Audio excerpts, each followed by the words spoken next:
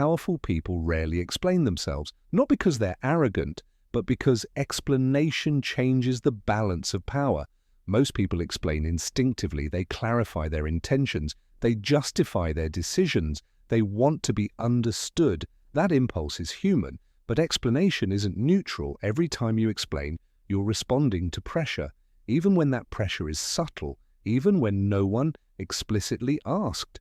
And people who hold real power don't live in a constant state of response. They decide, then they allow the decision to stand. When someone explains too much, it's rarely about clarity. It's usually about reassurance. Reassurance that they're reasonable. Reassurance that they're not wrong.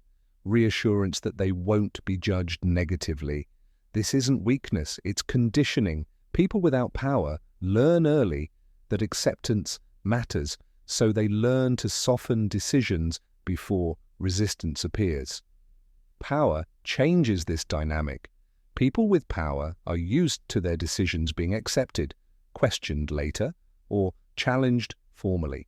They don't feel the need to preempt doubt, so they don't rush to explain. They let others sit with uncertainty. The moment you start explaining, something subtle happens. You take responsibility for how others feel about your decision. You're no longer stating a position, you're managing reactions. Powerful people understand this instinctively. They don't volunteer justifications unless they're necessary, not because they're withholding, but because they understand that clarity and compliance are not the same thing. Explanation often invites negotiation. Silence keeps the position intact. People without power often feel the need to provide background. They explain the reasoning, they give context, they walk others through the logic. People with power assume context already exists. They speak as if the frame is understood, and when it isn't, they wait to be asked.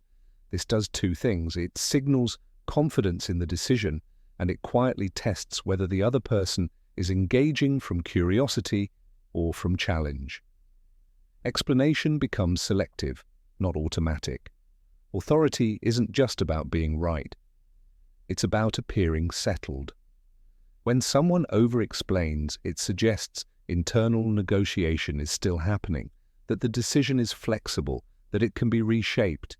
Powerful people close decisions cleanly. They speak once, then they stop, not abruptly, not aggressively, calmly. And that calm finality communicates more authority than any justification ever could.